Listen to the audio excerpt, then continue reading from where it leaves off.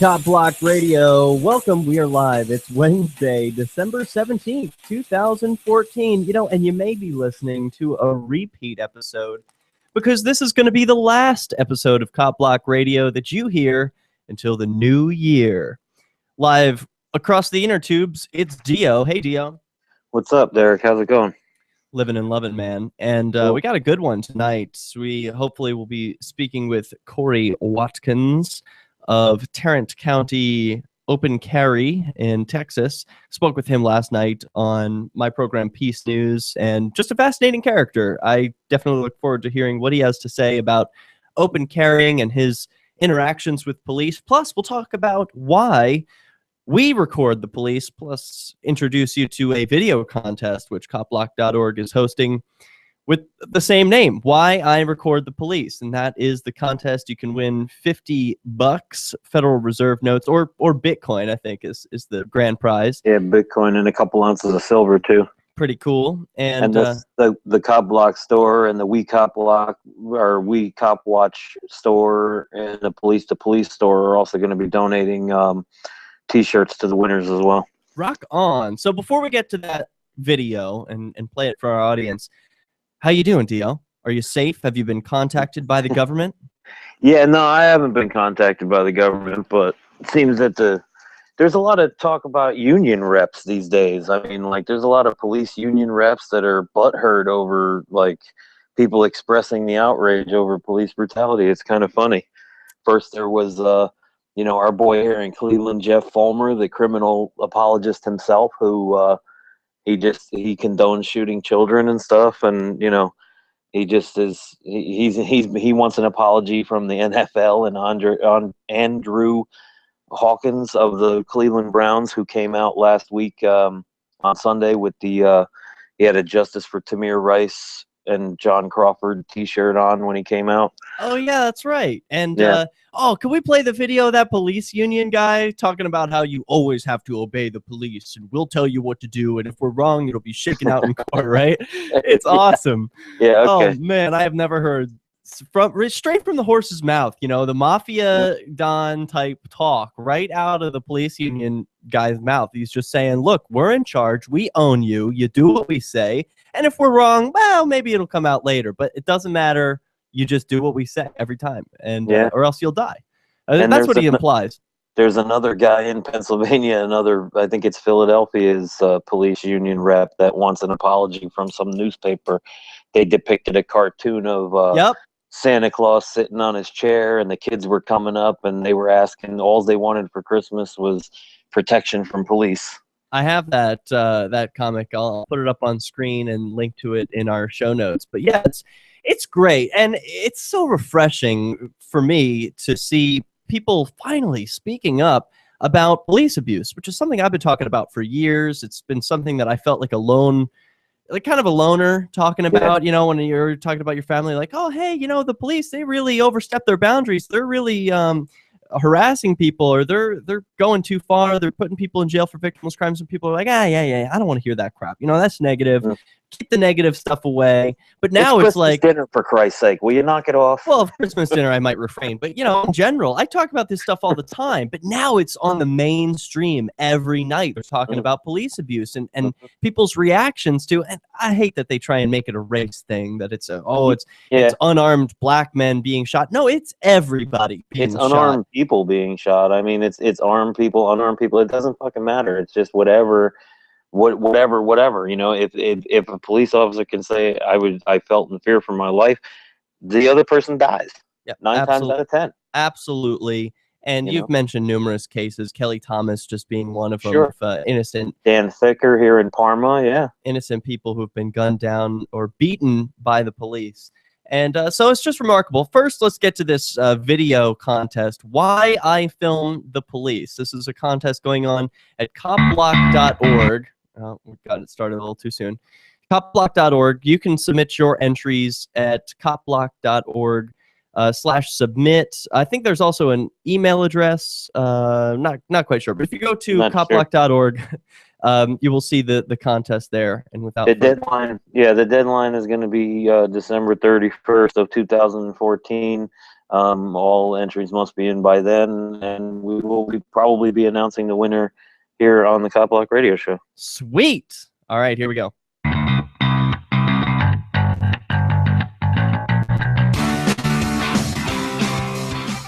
Police have historically operated with little oversight. Those victimized knew if they spoke out, especially if they were alone, that they may be subjected to continued harassment and brutality. But the sugarcoating that protects those criminals and their institutionalized violence is dissolving. Cameras, not those worn by police, but those in the hands of those they target, are changing the equation, giving a voice to those so long silenced.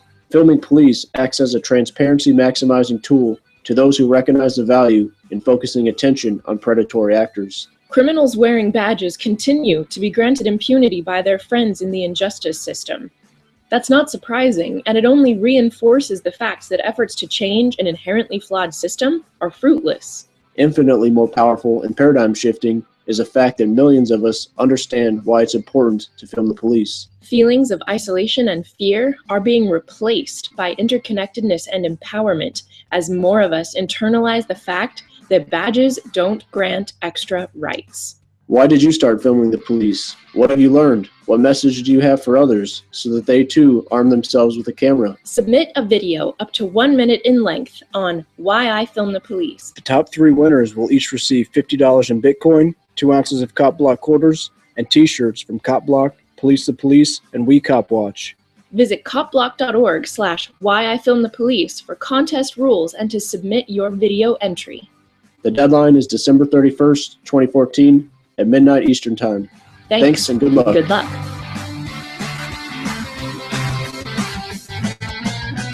Yeah, bad ass, man. I Yep. know I'm going to be making a video, but let's talk about it anyway. We Why- got competition, buddy. I'm going to be making one too. Boom. Well, that's okay. There's plenty of room for everyone, and I think we're all winners when we produce a video for Cop Block talking about why we film Absolutely. the police. So, why do you film the police, Dio? I have had enough, just like everybody else. I've been a victim of it myself. You know, the abuse and the not just the abuse, but the lying. You know, the test of lying, as they call it. You know, What's Testa lying? when testifying? they go and bullshit the court after Yeah. taking an oath to tell the truth. You know, that kind of thing. Yeah, I can relate. I always heard stories about police were good and we need them. And then when I was an adult, I wasn't even an adult yet. I was 17 and I had just begun driving. I was first pulled over. It was my first pullover ever, and I was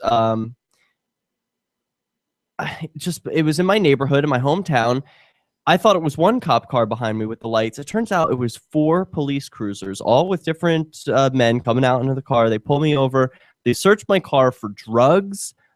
One of the officers was my former DARE officer, from whom I won an award for writing an essay about why I'll never use drugs and blah blah blah.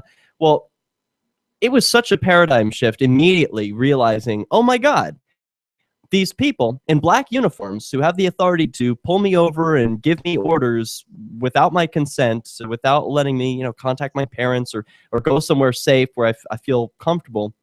These people, there's no check and balance on them. Because I went home to my parents, I told them the story about how violated I felt and how wrong it was, how scared I was, and how unjust I thought the whole situation was. Yeah, I know Timmy. He's been an asshole since college, and it's like these guys are just thugs. They're regular guys who your parents went to school with. They just grew up. They were bullies on the schoolyard. And now guess what? They're bullies, but they wear a badge. And so that's why I feel like it's important to record them, because there is no authority higher than them at present day. But I think one day we'll look back on these videos and there's going to be an authority higher than them, right? That's going to hold them accountable for their actions. If not them, at least the public, the court of public opinion, man. I don't know. We'll get back into that. Plus, why are police unions so upset about people speaking out against injustice? Kay Oliver is part of the Twayambe women's group in Jinja, Uganda. She gets old clothes. Okay. Yeah, man, that sucked. I hated getting pulled over. Is my audio okay? It sounds quiet for some reason. No, it sounds good to me. All right, good.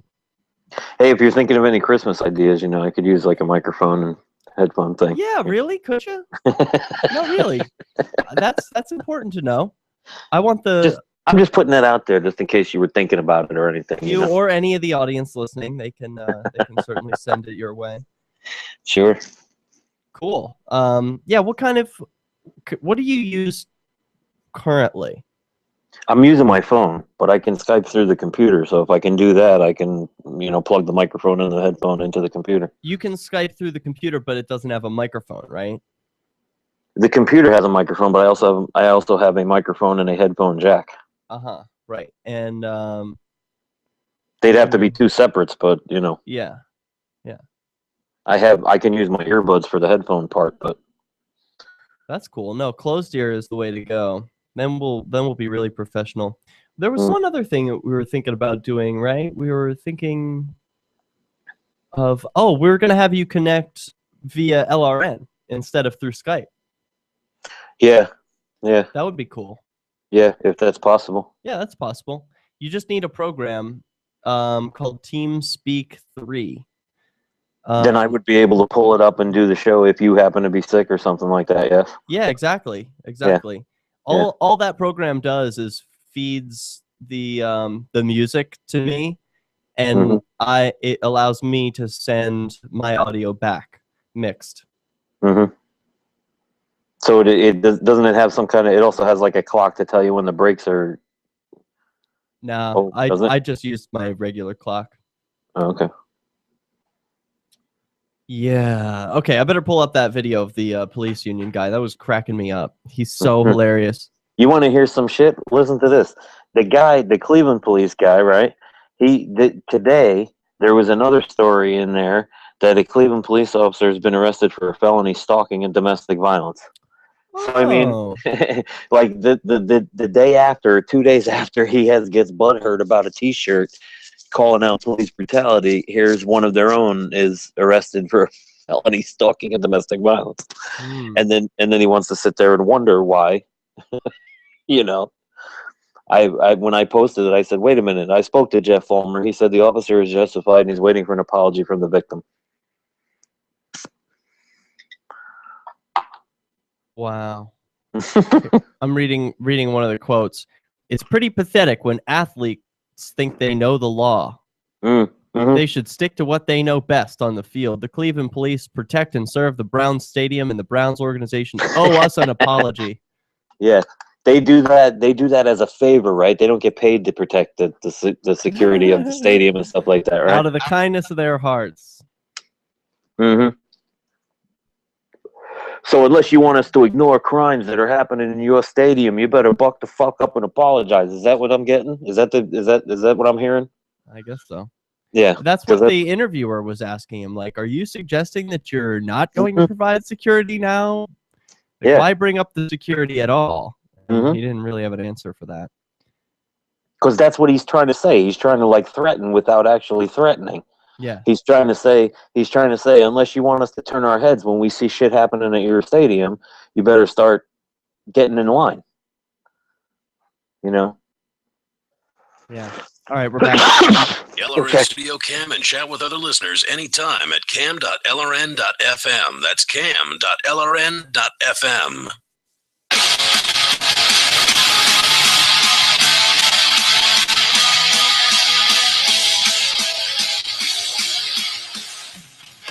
Cop Block Radio. Hey, I forgot to mention that this show is interactive. You can call in and share your stories about the Cleveland Browns wearing a Justice for Tamir Rice shirt, or police unions, or just about anything police related.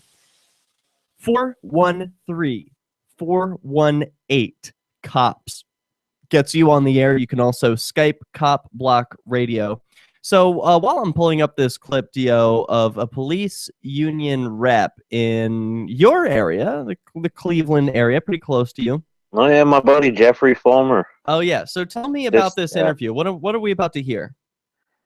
Well, the interviewer is asking about the apology that this guy wants and stuff, and he starts saying that well, we handle security for the Browns and stuff like that, so you know, like as if he's doing him a favor, you know, like they're not getting paid to provide security, as if he's trying to say that if you don't apologize, then we're going to start turning our heads if we see crime at your stadium, you know. You know, it was pretty remarkable that he was making that statement, and all the while never backtracking from his statement. He never said, you know, maybe I went a little too far demanding an apology from these guys. In fact, he stays with it and insists right to the very end that he deserves an apology. Well, you see, here's the thing about it, right? I mean, the police union guys, that's what they get paid for, right? But there has to be some kind of, okay, we fucked up, you know, let's try to fix it. Let's try to make it right. You can't just be all the time like, we did nothing wrong. We did nothing wrong. We did nothing wrong. You know, it's like the boy who cried wolf. Nobody believes you after a while. Yeah. So I'm going to pull up this video. It aired on MSNBC. There are different. Oh no! Wow, this is a new one. While researching this video, I just found a new headline: Cleveland Police Department distances itself from union head. Oh, so yeah. I forgot to mention that part. all right, I wanna go here first because you know, this is the latest.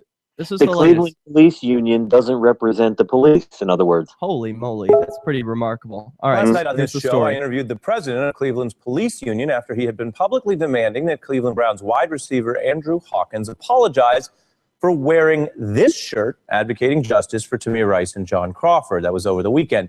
It was a reference to the police shootings of two young African Americans, Tamir Rice, 12, and John Crawford, 22, in controversial incidents in Ohio. And the union chief had also said Hawkins doesn't know enough to discuss the case and should stick to football.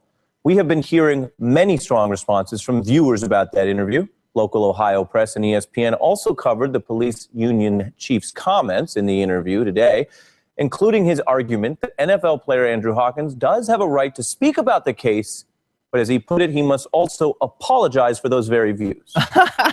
He can voice his opinion, and that's fine, but I'm just saying that calling for justice for his opinion on what happened that day, he's wrong. To be clear, then, if you're saying he can state it, then are you withdrawing the request for an apology for him to state the view, or he can state it, but he has to also apologize?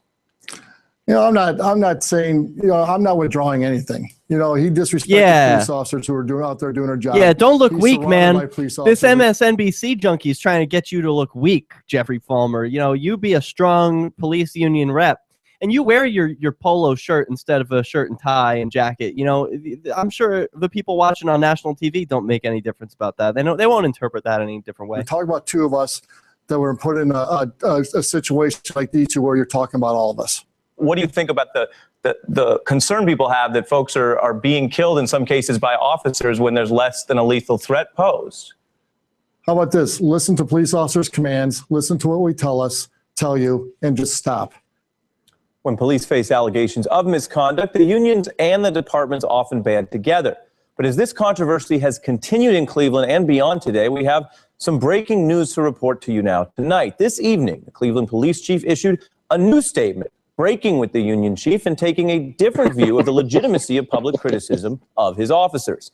In this new statement, citing the union leader, Jeffrey Fulmer, he says, quote, "It is important to note that the comments made by Mr. Fulmer do not represent the views of the Cleveland Division of Police. Wow. The Division of Police respects the rights of individuals to peacefully demonstrate their personal views. Good. Mr. Hawkins was certainly well within his rights to express his views, and no apology is necessary." And no apology is necessary. You're Okay, now damn wait right. a minute. Wait a minute. Let's add some insult to injury now. Okay. When was that posted? Can you? One day ago. 1 day ago. What date was the date? It was the 16th, 17th? Yeah, 16th. 16th. Okay. Also on the 16th, later on in the afternoon, posted, a Cleveland police officer has been arrested for felony stalking and domestic violence. Oh no! Tell me the story there. It's short, but it just says the Cleveland Division of Police announced Tuesday that Internal Affairs Unit investigators have arrested Cleveland police officer David Anderson, 51. He was arrested for 1 count of felony stalking and 3 counts of misdemeanor domestic violence.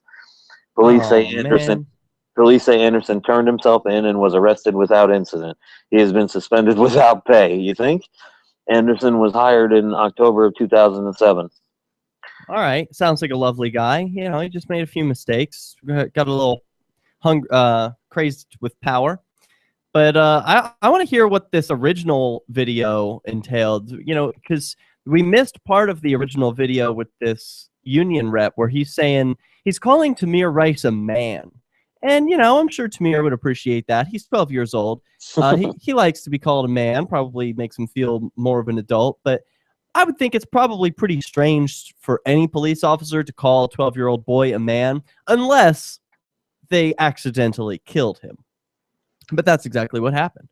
So here's the story. We've got the video of... Well, that also started with the caller, too, because the caller was not distinguishing. I mean, he was also calling him a guy.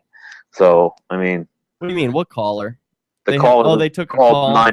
The caller who called 911 on Tamir Rice when he was shot. Oh. Well, yes. That's an interesting point. I hadn't really considered that. Yeah. Yeah, but it doesn't matter, though. I mean, like, even after the fact, you know, he's only using the term guy to try to make it seem like that he was older than he was, you know, for his purposes, his own agenda. It's obvious. Got it. Now, coming up, we're going to be... I want to know, have you heard about this story? Was Eric Garner's death part of retaliation by the NYPD? Have you heard about that? I think I saw something, but I didn't really look at it too hard or something. I think I got sidetracked with something else. The freethoughtproject.com reported a bombshell interview. Quote, I wouldn't really say he was killed because Eric was a black man. It's due to the fact that they stole money from Eric and refused to give him his money. And yeah, that was a separate, I remember now, that was like a separate thing. Yep, and he had filed charges against them. So this isn't just some random incident. This is a man who's been harassed by the NYPD at least 20 times. He finally starts to fight back, files a complaint, a report against them, and he ends up dead. There's a little more to this story than meets the eye. We'll come back and we'll take your calls. 413-418-COPS gets you on the air. We're talking about police abuse, police accountability, and what you can do to protect yourself. Carry a camera. We'll also have some Dio's camera tips when we come back from Cop Block Radio. Are you getting squeezed by the economic downturn? Hey, you were doing fine. Then, all of a sudden, you're having a tough time paying your family's credit card bills. Maybe you were downsized or even lost a job, but you still owe 10 grand or more in credit card bills. And you just can't afford the minimum payments anymore. We're here to help. We are the Genesis Debt Partners. Get that out of my ears. Okay, so I'm looking for this original video here. Boy. The Eric Garner thing still? That video you're looking for? Yes, I'm looking for not the Eric Garner one. The original interview. Let me see. With the police chief union. Let's see. Jeffrey Fulmer. Yeah. Yeah, ironically, he's also going to be quitting end of the year, I believe, too. I'm sure that's a coincidence. Yeah. Mm-hmm. Let's see.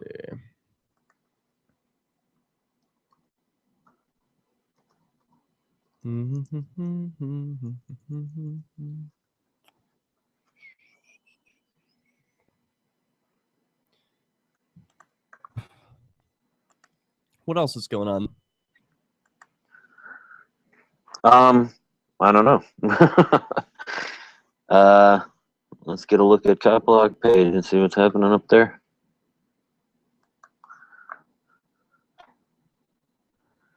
I got my hands pretty full. Cleveland Cavaliers stars LeBron James and Kyrie Irving recently donned the now familiar I Can't. The Cleveland Browns responded to the note saying, we have great respect. I hate this. I want the real video. I don't want a recap. I want the video. Is that too much to ask? I got the film in the police deal. Jeebus Christ. Jeebus. I don't even believe in Jeebus. I can only assume you're referring to the Simpsons episode. Yeah, I've been saying Jesus Christ since I was a kid, because like I was actually raised very religious, so I can't say Jesus Christ. That's not allowed, but I can say Jesus Christ. That's not a problem. I'm going to teach you everything I know about God, about religion. Oh God.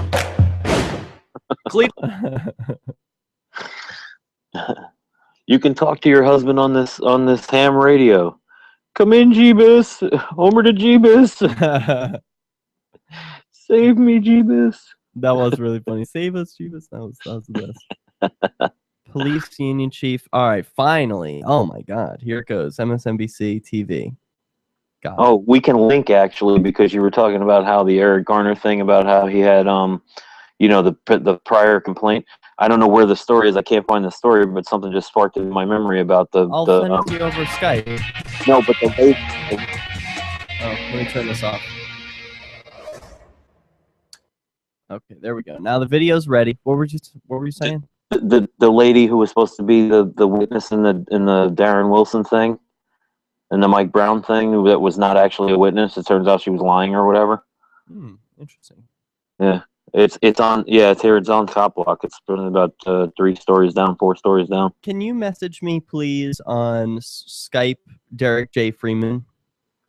Just anything, any word. I can still stay on the line while I do that. Yeah. Yeah, I think you probably can. You can probably type to me. Never mind. It's not a big deal. I was going to send you a link, but I'll just keep the link over here. Ready? To the best liberty-oriented audio streamed around the clock, on the air and online. This is the Liberty Radio Network at LRN.FM. Top Block Radio, welcome back. We're talking about Eric Garner's death and police unions. Talking about people calling for justice, hurting the police's feelings by speaking up, expressing their opinions, and of course, they're allowed to express their opinions. They should just apologize for their opinions. These are the confused words of the Cleveland Police Department PR person. Jeffrey Fulmer. He's a horrible PR guy. And I think maybe we got our dick of the week right there. I think so. And here's the full clip with him. You're just not going to believe what you hear out of this guy. It's we played a short clip from it earlier, but here's the full interview. After the Cleveland Browns home game on Sunday, the president of the city's police union called NFL player Andrew Hawkins, quote, pathetic for wearing a T-shirt protesting 2 police killings earlier in the year. Hawkins, the Cleveland Browns wide receiver, however, is not apologizing for wearing a shirt that read, quote, justice for Tamir Rice. Who can call a man that strong and that brave pathetic? John Crawford during warm-ups. Rice, a 12-year-old, was shot and killed last month by a Cleveland police officer while carrying a pellet gun. Crawford, 22, was fatally shot in that Ohio Walmart, as we mentioned, while holding an air rifle he got within the store. The Cleveland Police Union head, who is about to join me here tonight, not only disagreed with Hawkins' statement, but argued athletes had no business weighing in at all, saying, quote, it's pretty pathetic when athletes think they know the law. They should stick to what they know best on the field. The Cleveland police protect and serve the Browns stadium, and the Browns organization owes us an apology. All right, so I'm going to stop there and say that's a kind of a weird statement to make, that these athletes think a veiled threat. Well, first of all, there's two parts to it. First, he insults the athletes for presuming that they know the law, which isn't everybody supposed to know the law? I thought ignorance of the law is no excuse. No excuse, unless you're a cop. Yeah, so, all right, yeah, it's literally unless you're a cop. If you're a cop, you don't have to follow the law. Or if you break it accidentally, whoops, no problem. That story later. Yeah, but there's the second part, which is we protect you. We protect this stadium. And the threat is, of course, that we could stop protecting you. We could stop protecting this stadium if you want to speak out against us. If, and this is a problem with collectivism because... he didn't mention this police union guy, Jeffrey. It's not personal. This guy's taken it personally, and it has nothing to do with him, or it shouldn't. Well, Derek, it should be known also that this guy, this Jeffrey Fulmer, who is the union head of the police union here in Cleveland. This is a pattern with them. Okay, they don't, every single thing that has happened in the last couple of years here in Cleveland, they have had the exact same response. And it's just like, okay, maybe the first one, okay, we'll let you get away with that one. The second one, okay, now it's starting to get a little. The third one, you got to be like, what the hell is going on here? Yep. And you cannot be sitting there saying we did nothing wrong. I am asking what the hell is going on here, but as we're about to hear, just shut up and obey the officer's orders because they know what's best. And even if they don't, it'll probably work out. He continued in another statement, quote, "He's an athlete. He's someone with no facts of the case whatsoever. He should stick to playing football and let us worry about law enforcement." Earlier today, Hawkins himself defended his decision. My mom has taught me my entire life to respect law enforcement. Why? I have family, close friends who are incredible police officers. Ooh, they suck. I tell them all the time how they are much better than me for it. Unfortunately, my mom also taught me that. Sorry, I just interjected there saying that his friends and family who are police officers suck. That's just my opinion. That is not the opinion of copblock.org. Come on, Derek, we're better than that. No, I am not. Some people are better than that, but I'm not. Copblock.org welcomes Leos, law enforcement officers at their website, copblock.org/welcome, LEOS. And there's a wealth of materials there. Very welcoming. But no, I am of the opinion, we'll probably hear this clip later, Dio, but one activist, writer, Michael Malice, appeared on Fox Business's Independence recently, and he expressed the opinion that all police are louts. Essentially, he's like, they're the worst behaved people in society, and only a horrible person would take a job where statistically he knows that he is going to be harassing people who are innocent. Statistically, if you take a job as a police officer, you know it is a fact that you are going to be harassing people who are completely innocent. And if that's part of your job description, maybe you should have a different job. How do you figure they know that, though? Because you know that when you're a police officer, not everyone that you stop is going to be guilty, correct? How do you know that? How is it possible that a police officer could go an entire career and only interact with guilty people? I don't think that that's possible, no. Statistically, it is not.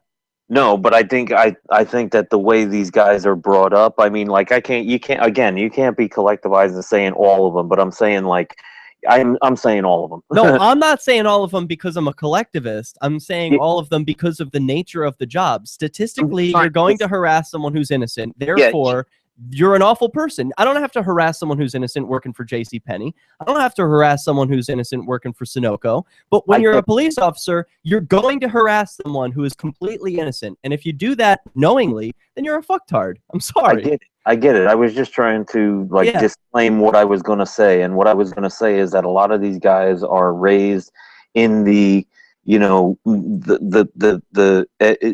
completely white life, and I don't mean white in race, I mean white in, like, everything good, like they don't do anything wrong, they don't drink, they don't smoke, they don't do this, they don't do that, they can give you a list of everything that they don't do, you know what I mean, like these kinds of guys. So when they get into it, they're not getting into it with the intent, with the knowledge that oh yeah, well, I'm going to be harassing innocent people. They may figure that out after a couple of months or whatever, but they don't know that right off the bat until they actually get in there and do it, Well, it's a good point. Let's hear more from this police union chief.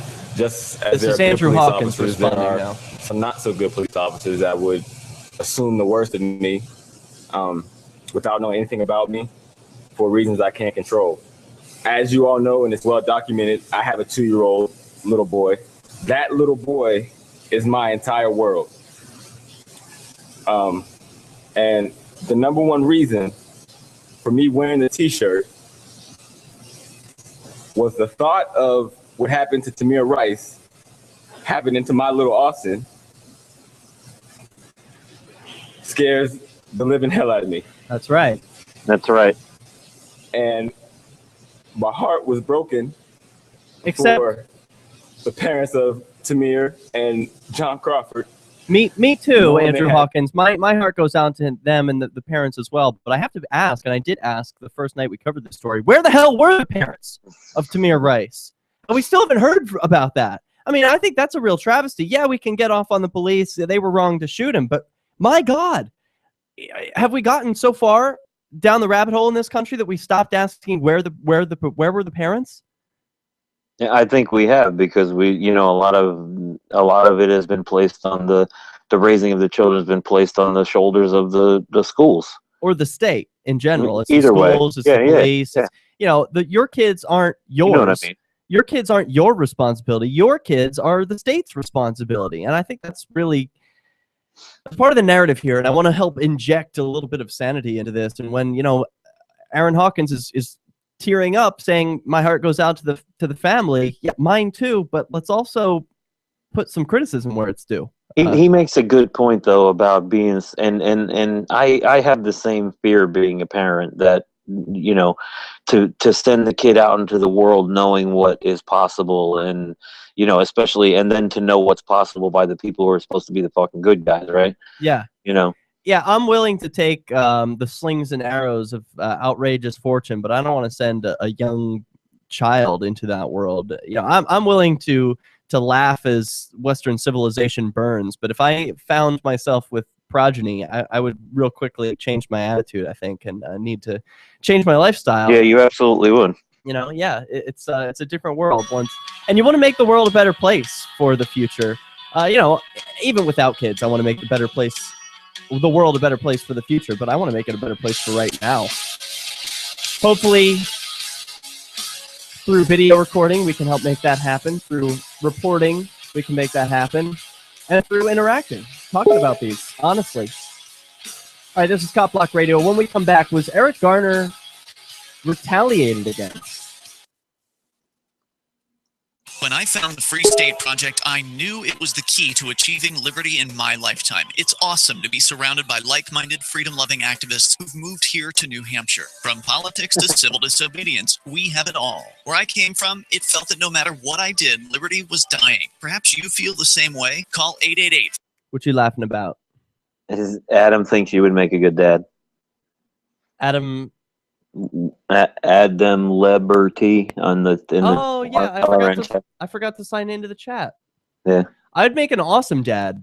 I think so. I just don't. I don't have the energy for that, man.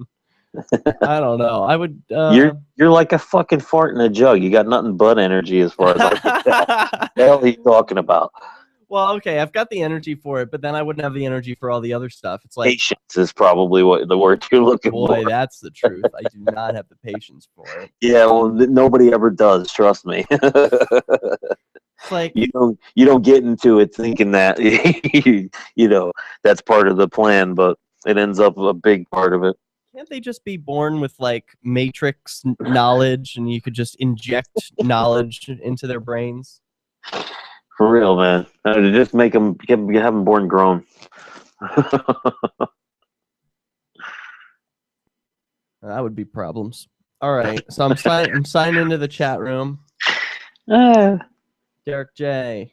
People who own us are very blatant about it. Obey your extortion, or you will be kidnapped. Resist your kidnapping, and you will die.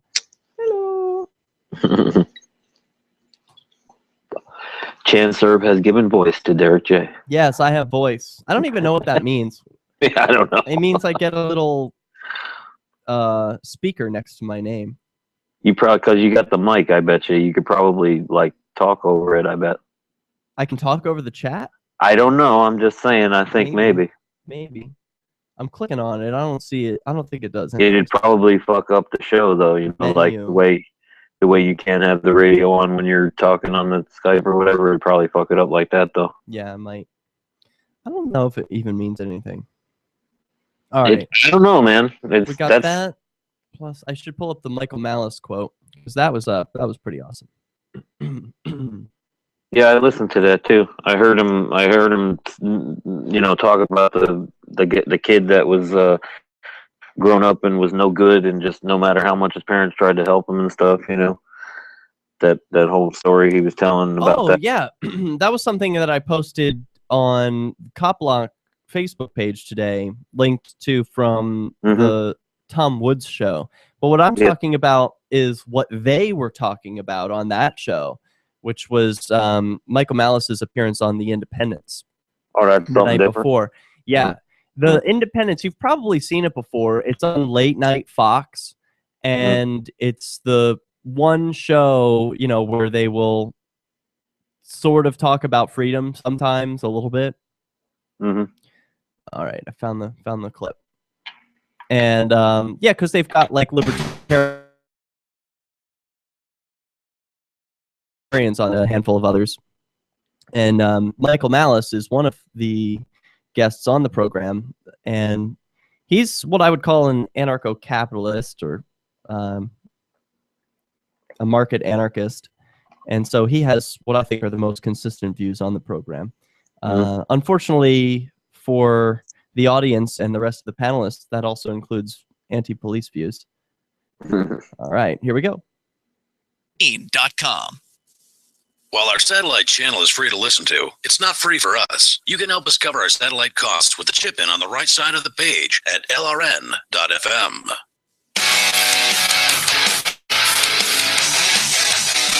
This is Cop Block Radio. You're listening live at lrn.fm, the Liberty Radio Network. I am signed into the chat room there. You can interact with me and other listeners. We're talking about police, and you can call in, share your stories, 413-418-COPS. Chatting with Dio, who is in Parma, Ohio. How you doing, Dio? I'm doing well. I'm doing really well. Now, we return to a teary-eyed Hawkins, who was just giving an interview with MSNBC regarding his T-shirt that he wore on the football field during a pre-game warm-up, asking for justice for Tamir Rice and Eric Garner. Well, let's return to that interview. To live that nightmare of a reality. As Hawkins talked about his respect for law enforcement, he did not back down from that original statement. To me, justice means that the innocent should be found innocent. It means that those who do wrong should get their due punishment. Ultimately, it means fair treatment. So a call for justice shouldn't offend or disrespect anybody. A call for justice shouldn't warrant an apology. Joining me now is Detective Jeffrey Fulmer, president of the Cleveland Police Patrolmen's Association. Go ahead. What was that, Dio? I said it absolutely should not. Yeah. You know, and like I said before, this is a pattern with them. A couple of years ago, they killed 2 people in East Cleveland. They fired 137 bullets into a car. One guy was standing on the fucking hood of the car, emptied his clip, reloaded, emptied it again into these 2 people. He's the only one facing charges at the time, but I mean, they suspended like 63 officers, demoted 9 supervisors, fired another supervisor. There was a whole bunch of suspensions handed out. I mean, there was like 100 total officers all disciplined for this action, and this guy still came out and said that everything was justified. The shooting was justified. Cleveland just recently paid $3 million out to the families of the 2 people who were killed.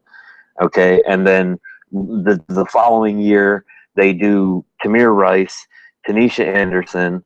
You know, I mean, it's just like, how many times can you just keep on saying we did nothing wrong? We did nothing wrong. You don't hand out all that discipline and you did nothing wrong. It's a great point. Now we're about to see this continual denial, and right on their faces before the interview, I just freeze framed it, and you can see the interviewer is clearly skeptical of what's about to come out of this guy's mouth. And the other guy seems like a total authoritarian thug. Like, he looks like the Thing from the Fantastic Four. Anyway, here we go. Evening to you. You see the statement right there. Why should he or anyone have to apologize for stating their sincere views on police conduct? Well, first off, he doesn't have the clear view of the police conduct. He's calling for justice on 2 officers that were called to do their job with the mail that we had. So first of all, I have to stop him right there before he even gets his first point. He's not calling for justice for 2 officers. He's calling for justice for 2 individuals who died. And, he makes no statement about what that means for the officers, or he just says that innocent people should be held innocent, guilty people found guilty. Yeah, I guess it implies that the officers might need to face some sort of penalty, but he doesn't outright say it. Let's continue. Had a gun inside a park that they had to defend themselves, use deadly force on him. So it's not a call for justice. They were justified. And Cleveland police officers work with the Cleveland Browns hand in hand. And when he disrespects two of our officers, he's disrespecting everybody else. But, okay, you guys disagree on that. Why should he apologize to you? Why shouldn't you apologize to him? You have a disagreement about the facts of the case and how to proceed. Well, we're not apologizing to anybody. I mean, justice. Right there. For justice on two of our officers. They need to do it to us because they're disrespecting our officers on a job we do hard every day, and a job that two officers were put in a position to by a male's actions.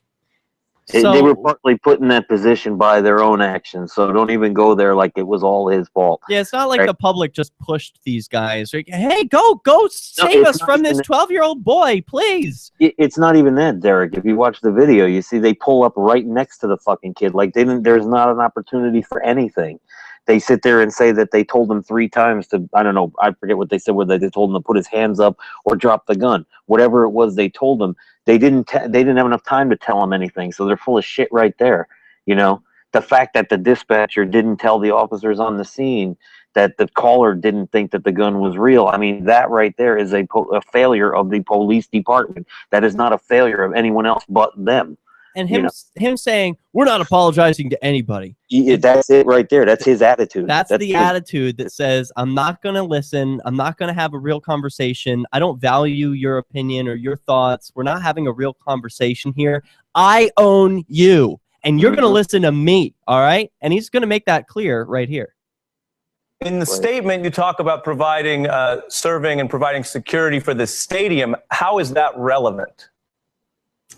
Well, a lot of police officers work there. We are with the Browns organization. When you talk to 2 of our officers, doing a justified shooting, you're talking about all of us. Any one of us could have been in that circumstance. When he says we're with the Browns organization, does that mean he's just friends with the Browns organization? They just like hanging out together? No, that means they're paid by the Browns organization. It's not that they've got some goodwill, and maybe they do, but they're paid to be there. They're following their rational self-interest. Sure, but I mean, are you implying that it's relevant somehow? Are you implying that security would change because of this disagreement? No, we wouldn't change. We're here for the community. We're here for the people that go to the Browns games. We're here for the public. And when you say that he, as we read your statement, doesn't know the facts or the law, how do you apply that logic? Wouldn't that apply to any citizen who may not be a police expert but has some legitimate view of police conduct? I mean, don't you think at a certain point that this kind of reaction risks feeding the perception that some of these police unions or some folks here don't think they're accountable to public views? There's a video of this, and everything speaks for itself. It sure does. Their action, the male's action, spoke for itself. I mean, the video clearly showed, and by the officer's statement, that they were justified. No, it does not. In the deadly force. You're saying the video clearly shows that the 12-year-old boy was an imminent lethal threat to the officers? Oh, absolutely. I don't know if you didn't see it, but yeah, absolutely. Yeah, we have some of it up on the screen. We're showing it. I mean, there's tremendous disagreement about that. In a lot of cases, that would constitute probable cause for a crime unless there was a lethal threat to the officers. But ultimately, that isn't your call, is it? And it's not the athlete's call. That's a call that has to go through the criminal justice system. I guess what I'm trying to get at here from your statements, and the reason why they've upset some people, is that your statements seem to presuppose that the police union or police officers have the final word on the facts here. That's not true. We have a system here of criminal justice that leaves that decision up to grand juries and the criminal justice process, right? And people are free to talk about it. They're free to talk about it, but it shouldn't be talked on a football field where we are supporting the Browns by doing security. Not a sacred football field. Are you saying, this is what I'm trying to understand. You just said before, of course, it wouldn't change your approach. Why does your security that you provide, and police bravely provide security for entire cities, stadiums and not, why would that affect his free speech rights to voice an opinion here. I mean, you're not really answering that question. He can voice his opinion, and that's fine. But I'm just saying that calling for justice for his opinion on what happened that day, he's wrong.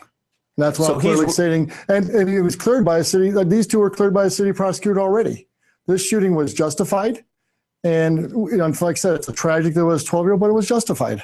So to be clear, then, if you're saying he can state it, then are you withdrawing the request for an apology for him to state the view, or he can state it, but he has to also apologize? I'm not saying, I'm not withdrawing anything. He disrespected police officers who were out there doing their job. He's surrounded by police officers. When you talk about two of us that were put in a situation like these two, where you're talking about all of us. This is an inability to admit wrongdoing. That's plain and simple. That's what it is. This guy, this attitude, the whole police department, they do something wrong, there's no consequence for them. None.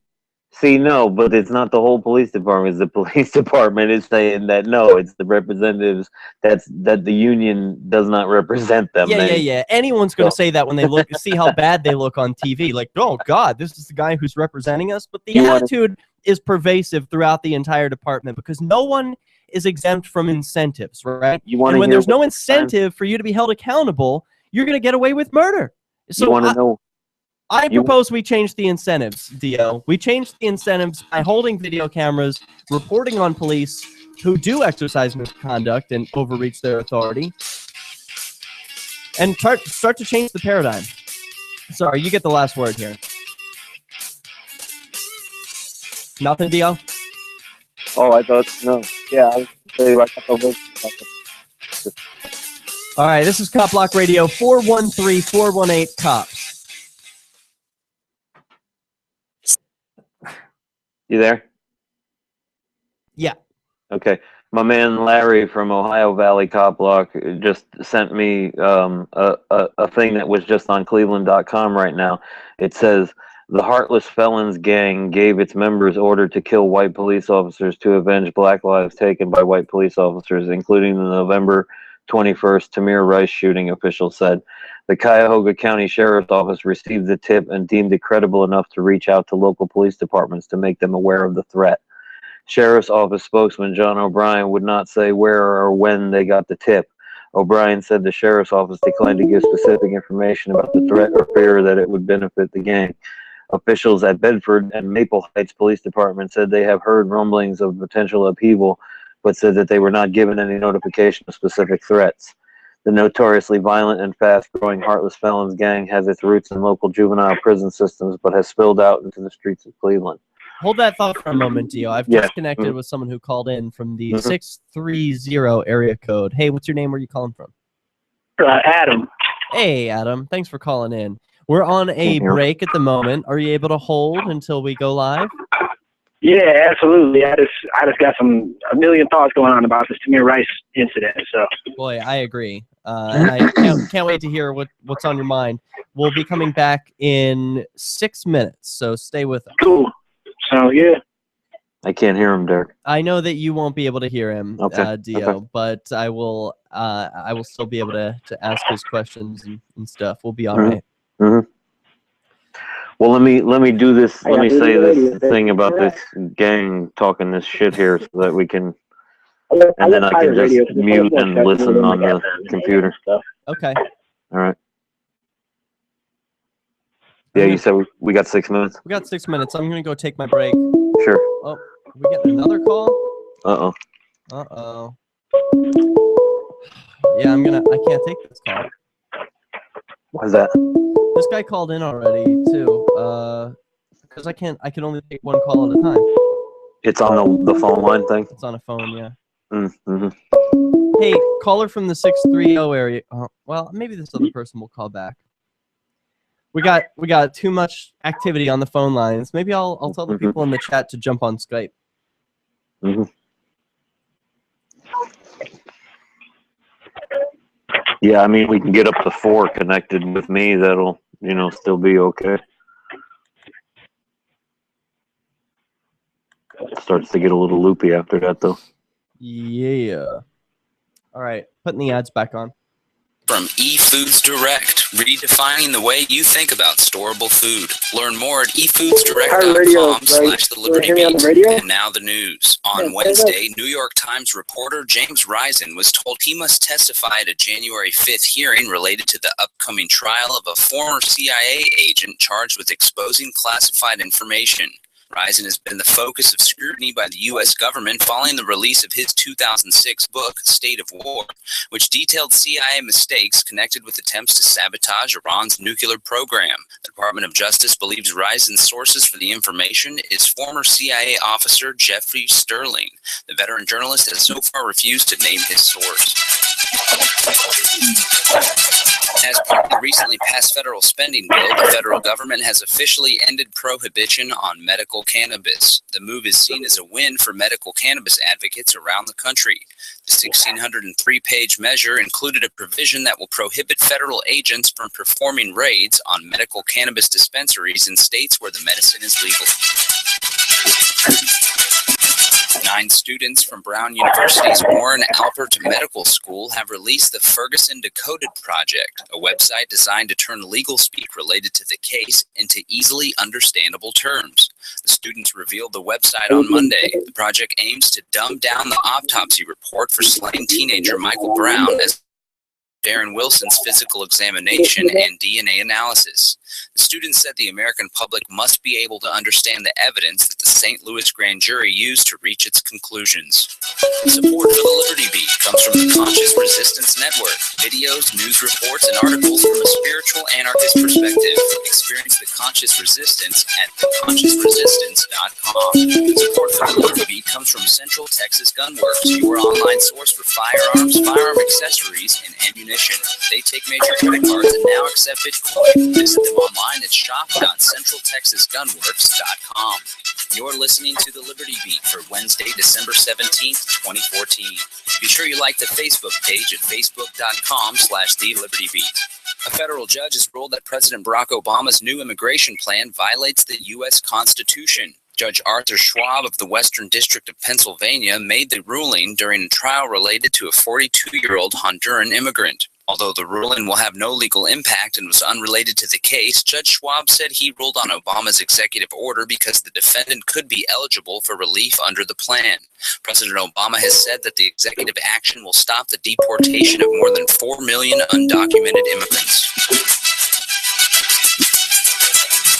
As a Republican-controlled Senate nears, upcoming Senate Majority Leader Mitch McConnell announced the first order for Congress will be approving the controversial Keystone XL pipeline. McConnell said the bill enjoys bipartisan support and will create new jobs. Opponents are against the bill because they say it will damage the environment, and they also oppose the use of eminent domain in seizing the land for the pipeline. Although Republicans believe they have the 60 votes needed to overcome a filibuster, President Obama has stated that he may veto the bill if it makes it to his desk. In an 8-1 ruling, the Supreme Court held that a police officer's ignorance or misunderstanding of the law is perfectly acceptable. The ruling stems from the case of a North Carolina officer who pulled a vehicle over for a broken brake light. The officer found cocaine on Nicholas Bradley Hine, the passenger in the vehicle. However, North Carolina law states that vehicles are only required to have one functioning lamp, not 2. Despite this, the justices stated the Fourth Amendment allows for some mistakes on the part of the government officials. Justice Sonia Sotomayor, the lone dissenter in the case, said the decision means further eroding the Fourth Amendment protection on civil liberties. You've been listening to the Liberty Beat. This is John Bush reminding you to live free and always question everything.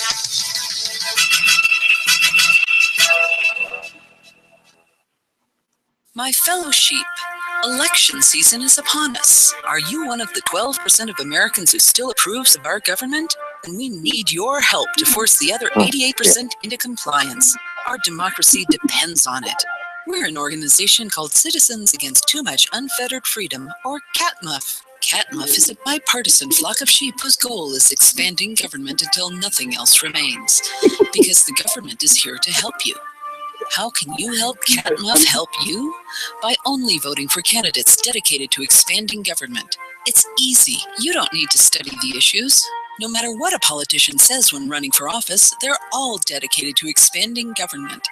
And make sure you tell all your friends and family to vote for more government. Here at Catmuff, we don't care if you vote Democrat or Republican, as long as you vote for candidates committed to growing our federal family. Catmuff, because folks just aren't smart enough to handle real freedom.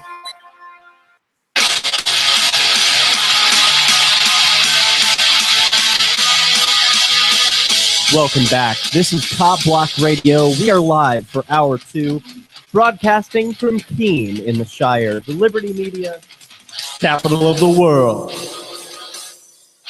I'm your host, Derek J. You can catch the show at LRN.FM, the Liberty Radio Network. You can also catch us. Shoot, I'm all distracted because people are calling in. Because you can call in 413-418-COPS. We already have one person on the line. So yeah, whoever you are, that 419 area code, listen to me. I want to get to your call, but we are talking to someone else first. Please wait. All right. Now, we turn to the caller from 630 area code. You're the first on the line. Go ahead with your thoughts.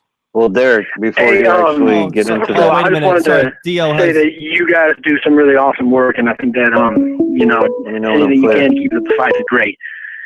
But I wanted to say that I think that the really crucial issue that nobody in the media, anyways, is talking about is the double standard that exists between, I think Will Grigg is great on this, he calls us mundane, and the police officers, which is, the foot soldiers of tyranny. And so what's interesting is the officer in the interview that you had just played acts as though, it's sort of this foregone conclusion that the homicide was justified. It's obvious by the videotape, but if the same exact videotape were played, let's say with just an average, 30-year-old man on the street and a 12-year-old carrying a BB gun, pulls up and shoots him, it would be a definitive case, open and shut case of, this is homicide. This is basically a drive-by.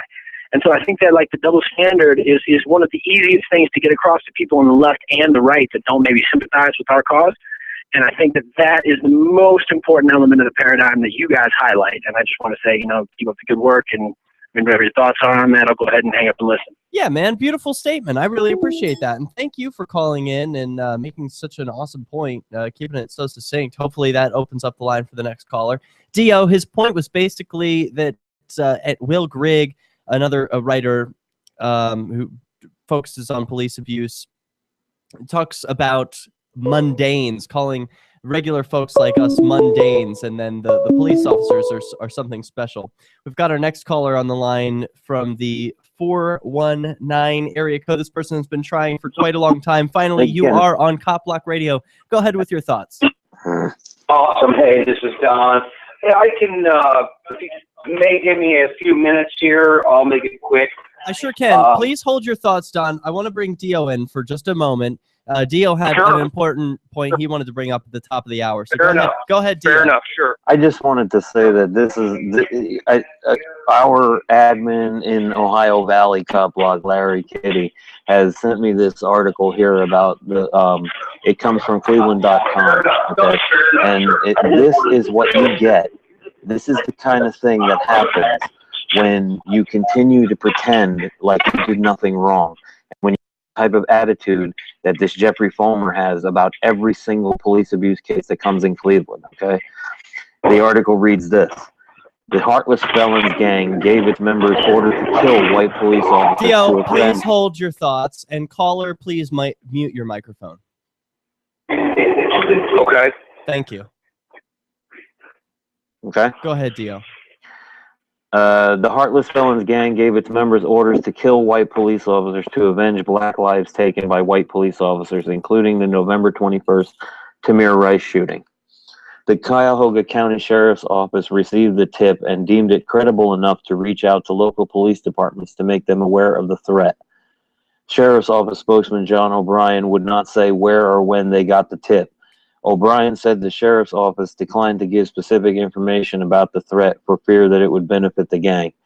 Officials at Bedford and Maple Heights Police Departments said that they have heard rumblings of potential upheaval, but said that they were not given any notification of specific threats. The notoriously violent and fast-growing Heartless Felons Gang has its roots in local juvenile prison systems, but has spilled out into the streets of Cleveland. It's the second largest prison gang in the state, and its members are known for terrorizing detention centers. Various street crimes have been connected to the gang as well. The Solon Police Department posted a safety notice for its officers regarding the threat. This is a time period of turbulence and unrest that we have not experienced in a long time, the notice says. Be extra careful to watch your backs on duty and off. Why do you think that's important, Dio? I think that's important because it shows that this is the kind of reaction that you're going to get from people that are frustrated by people who are telling them that every single instance of police abuse is justified. Yeah, I agree with that.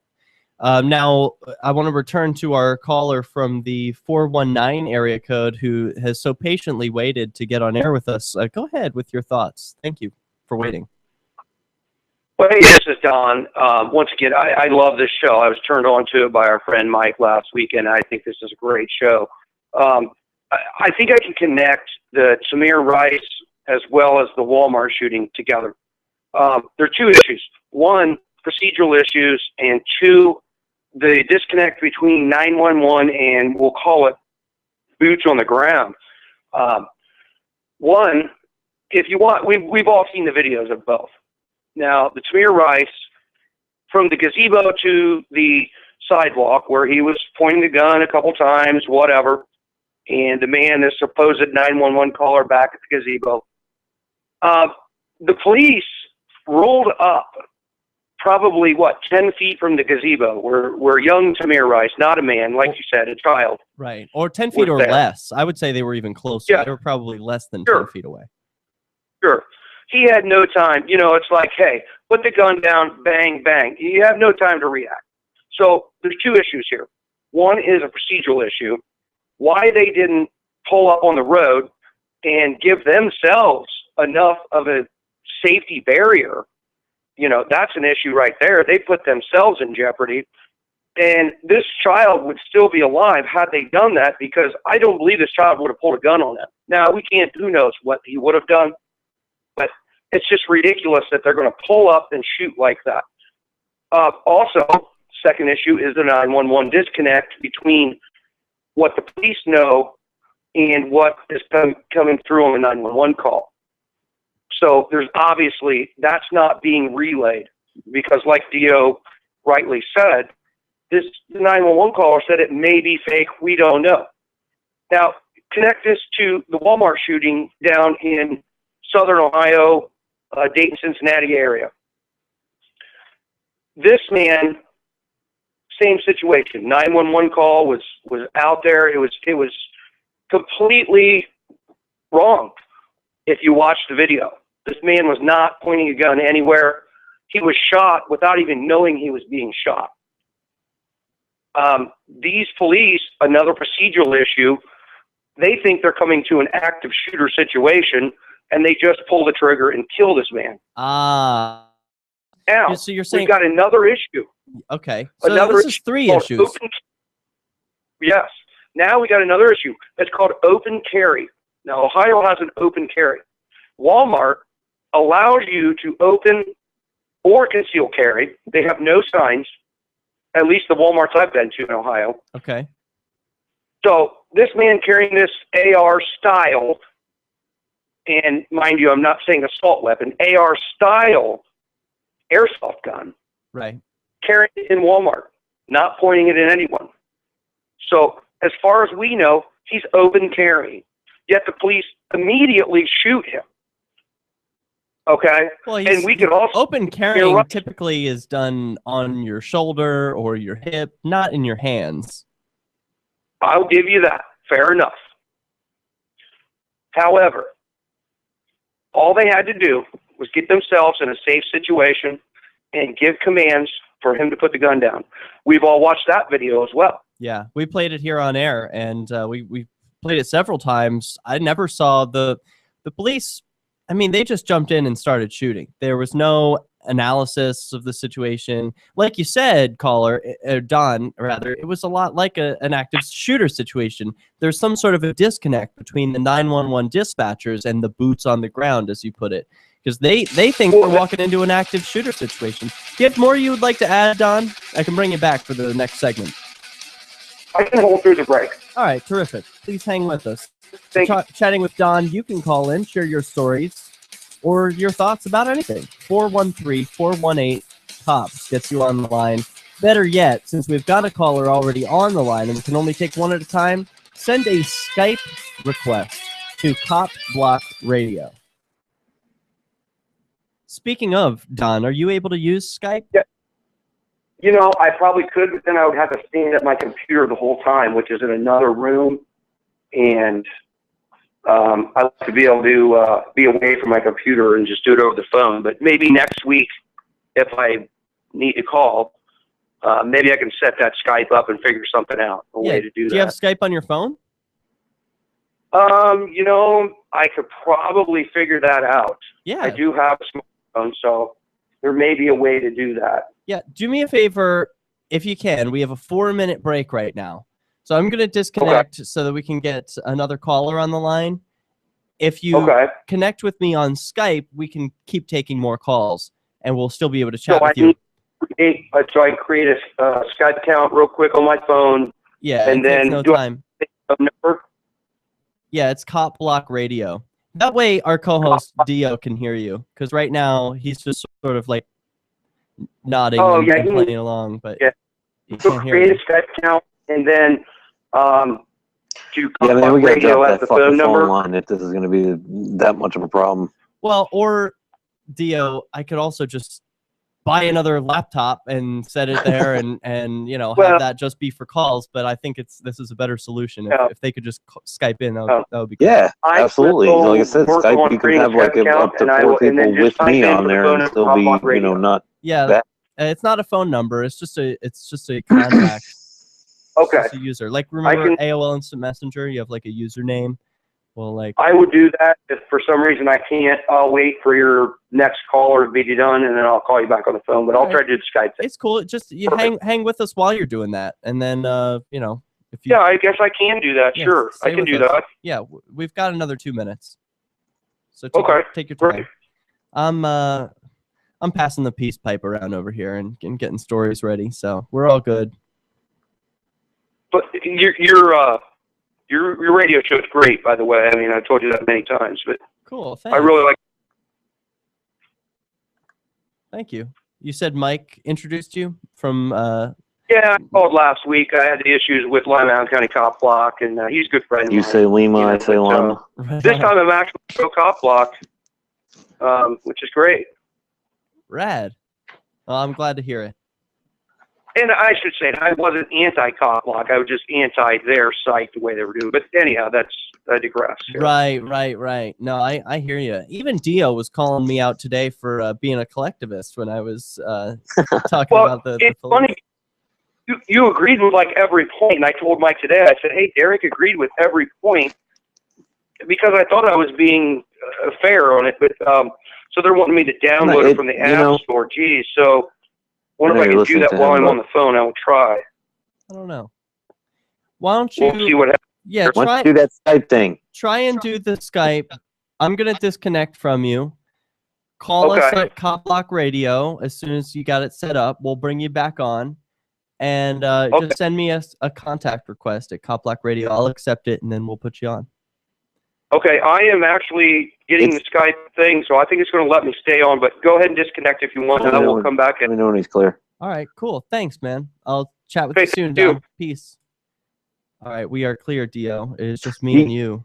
You know, it's not necessarily getting down on you for being collectivist, because I hate the fact that I have to preface my statements with that kind of shit so that people don't think that I actually mean every single person that I'm talking about. You know what I mean? Right. Like, I mean, since when is it that you have to do that? I don't understand that. You know what I mean? It should be understood that you're not talking about all of it. The fucking Yeah. Well, we're coming back. So you can receive our tweets at twitter.lrn.fm. That's twitter.lrn.fm. Woo! Welcome back to Cop Block Radio. We got a lot going on today. We're taking your calls, 413-418-COP. You can also Skype us, Cop Block Radio. We're watching an interview with Jeffrey Falmer, the president of the Cleveland Police Patrolmen's Association, sort of a union rep, and he is just putting his foot in his mouth all over the place. We'll get to that. And Michael Malice shakes things up on The Independence this week when he calls all cops louts. Certainly sounds like a collectivist statement, but we'll clear that up. But before we get to anything, I want to share with you a meme, because this law enforcer is about to make the argument that these police, they put their life on the line every day and they do a good job and they're there to protect you. Well, all of these jobs are more dangerous than law enforcement. Trucker, miner, electrical worker, fisherman, roofing and construction, pilot, trash collector, logger, and finally, farmer. All of these jobs are more dangerous than law enforcement, at least in the United States. So just something to consider. Let's just talk about trucker for a second, because it happens to be something I know about. All right, because I was one. You're driving a truck, okay? You get all these people on the road that don't have any clue about what a truck does to a car when it hits it, okay? And they're cutting trucks off left and right. Now, let's say you're hauling some fuel behind you. What happens when you get in an accident? You explode. Mm-hmm. I mean, I think that's a little bit more dangerous than possibly getting shot, maybe, you know. It is. And so we return to this video from MSNBC where Jeffrey Falmer makes an ass of himself. Here we go. And what do you think on just a more human level, if I can ask you, heard his statement if you can talking be about human, his child and these fears, and a lot of people talking about that conversation around the country. Does your heart go out to people who are worried about their children unarmed losing their lives in these kind of incidents? He can't be. Well, it depends what you're saying, what's unarmed. I mean, this male was obviously not, he wasn't unarmed. He had what they thought to be a gun, and they also thought him to be 20 years old. He's 20 years old. We're not sitting here today. Sure, but you're well aware of many of the other cases. I know it's outside of your city, but the Eric Garner case or other cases, what do you think about the concern people have that folks are being killed in some cases by officers when there's less than a lethal threat posed? How about this? Listen to police officers' commands, listen to what we tell you, and just stop. I think that eliminates a lot of problem. I have kids too. They know how to respect the law. They know what to do when a police officer comes up to them. I think the nation needs to realize that when we tell you to do something, do it. And if you're wrong, you're wrong. If you're right, then the courts will figure it out. Wow. Okay, so this is a statement that bears repeating. He says, I have kids too, and they know how to respect that we need to have a conversation with the nation and let them know that when police tell you to do something, you better do it and just stop. So what does he sound like? To me, he sounds like an authoritarian daddy figure who thinks he's the daddy of everyone in the country, and he's going to let you know that he's going to punish you if you don't obey him. You know what it sounds like he just said to me? What? Comply or die. Oh, that's right. It's not very fatherly or paternalistic to threaten someone with death for not obeying, but it does sound way too paternalistic to me when he makes the comparison with his children. Like, I have kids too. The nation needs to learn what my kids learn, to respect me. Not to mention that I have to go to court. That means I have to go and take God knows how many days off to go back and forth and back and forth and back and forth and back and forth to court, however many times it takes to get it over with, because you motherfuckers won't just admit that you screwed up. That's right. Now we finish up this interview. This is some of his last words. I just want to repeat that last little segment here. Concern people have that folks are being killed in some cases by officers when there's less than a lethal threat posed. How about this? How about this? Listen to police officers' commands, listen to what we tell you, and just stop. I think that eliminates a lot of problem. I have kids too.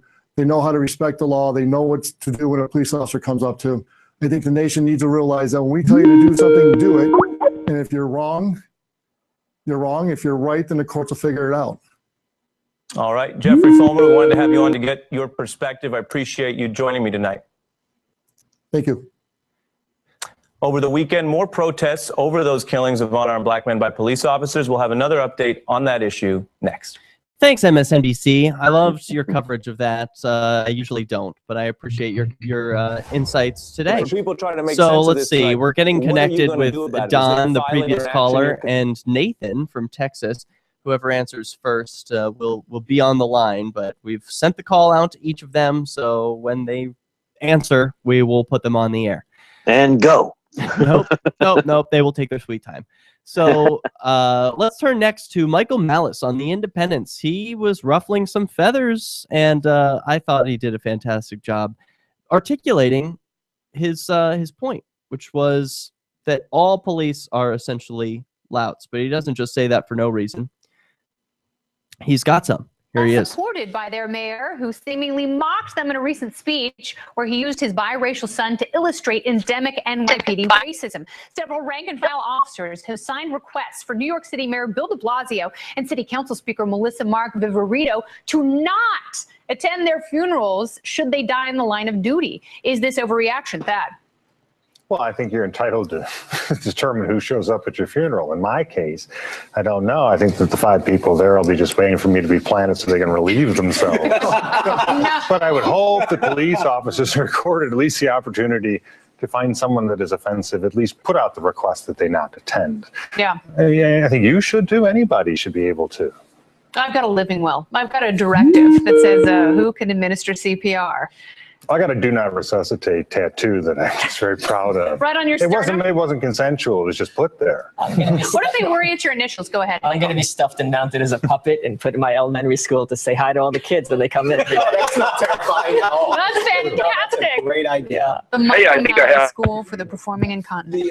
De Blasio has been totally baiting the cops. I mean, when Eric Garner was in my estimated, choked to death by a cop, and that cop should have been prosecuted, I think. That doesn't mean that Bill de Blasio should have gotten Al Sharpton to be at the press conference with Chief Bratton. I mean, that's just kind of rubbing people's noses in it. Yeah. At some point, you are the mayor of the city. You are the boss of the cops. You have to find a way to do that is not just gratuitously inflaming them, even when they commit bad actions, as they did in the Eric Garner. I think the NYPD has been pretty restrained considering the amount of protests. Restrained? Here. Is she crazy? Okay, They keep in just mind. gang in the country. Keep in mind, this is Fox News that we're watching here, but Michael Malice is about to serve a dish of truth that no one can stomach. Here it is. Don't think so? No. You know, I wrote an article last week called "Why I've Never Respected the Police."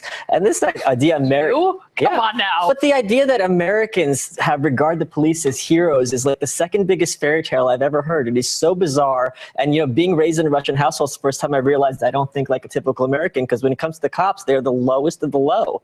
Just complete louts with absolutely no class. And this idea that You are using a very broad brush, Mr. Malice. Well, yeah, if you take up You're arms, smarter than that.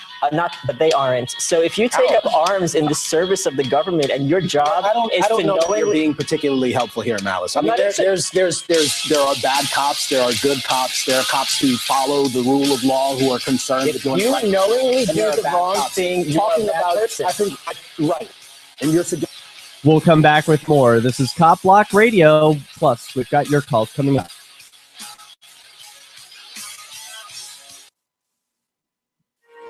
Hey, sorry about that, Don. So yeah, I'm here. we're Hey, I'm in connected. 2014 now. That's Cool. great. I've made it to the new world. Rock on. You sound great. So thank you for Great. connecting with us this way. Dio can hear you. I can hear Dio. I'm on speaker. Is there any feedback or anything? Is there any problem with that? None at all. You sound like you are right here in studio with us. Perfect. Yeah, just listen, you got to be aware of background noises. That's all.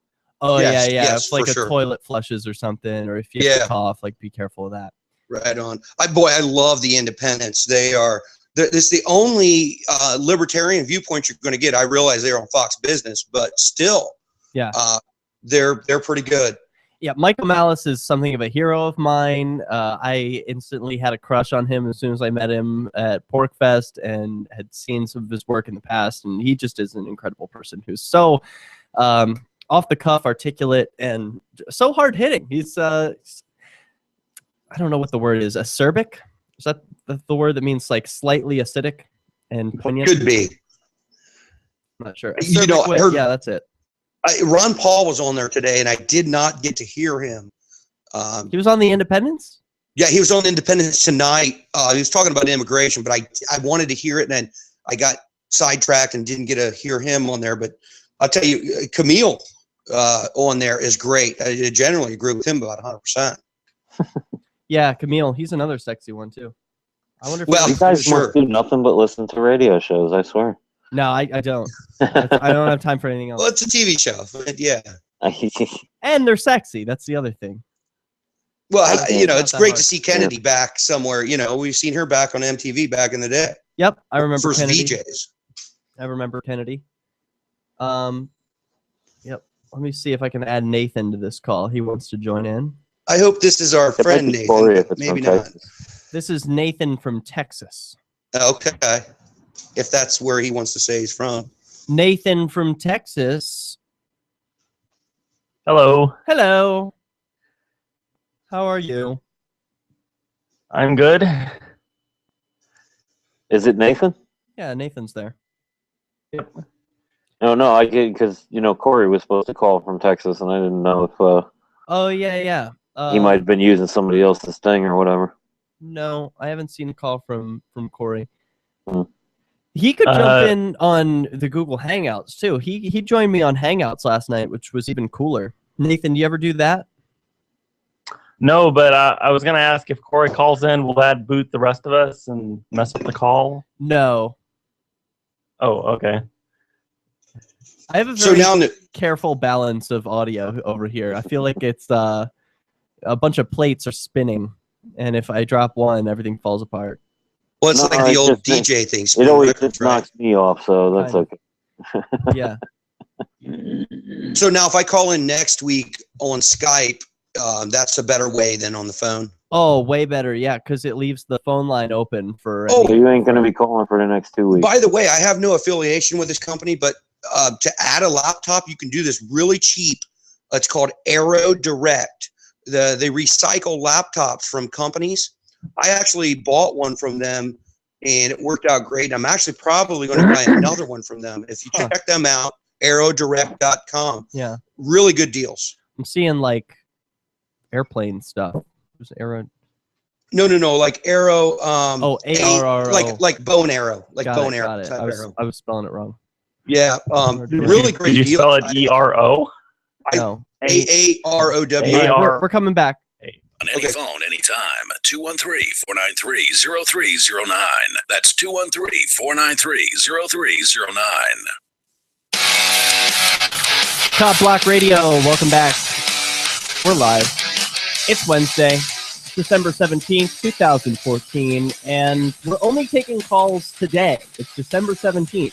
So if you're listening to this in the podcast form or on a refeed, it might be Christmas Eve, it might be New Year's Eve, but we are not taking your calls anymore. So we were just returning to a video from The Independence, which aired on Fox Business just 2 days ago. Michael Malice was making a statement about all police, and some might think that this is a collectivist statement, but he justifies it. Then we've got calls from Nathan and Don who return on the Skype line. So let's go back to this video, finish it up, and talk about it. As a puppet and put in my elementary school to say hi to all the kids when they come in. That's not terrifying at all. That's fantastic. Great idea. The Michael Malice School for the Performing Incontinent. De Blasio has been totally baiting the cops. I mean, when Eric Garner was in my estimated, choked to death by a cop, and that cop should have been prosecuted, I think. That doesn't mean that Bill de Blasio should have gotten Al Sharpton to be at the press conference with Chief Bratton. I mean, that's just kind of rubbing people's noses in it. Yeah. At some point, you are the mayor of the city. You are the boss of the cops. You have to find a way to do that is not just gratuitously inflaming them, even when they commit bad actions, as they did in the Eric Garner case. I think the NYPD has been pretty restrained considering the amount of protests they've had here. You don't think so? No. I wrote an article last week called "Why I've Never Respected the Police," and this idea, Come on now. You can hear idea the that gasps from the rest of the audience as everyone gasps that he doesn't have the utmost respect for police. But he explains. Have regard the police as heroes is like the second biggest fairy tale I've ever heard. It is so bizarre. And, being raised in a Russian household, the first time I realized I don't think like a typical American, because when it comes to the cops, they're the lowest of the low. Just complete louts with absolutely no class. And this idea that you are using a very broad brush, Mr. Malice. Well, yeah, if you take You're smarter than that.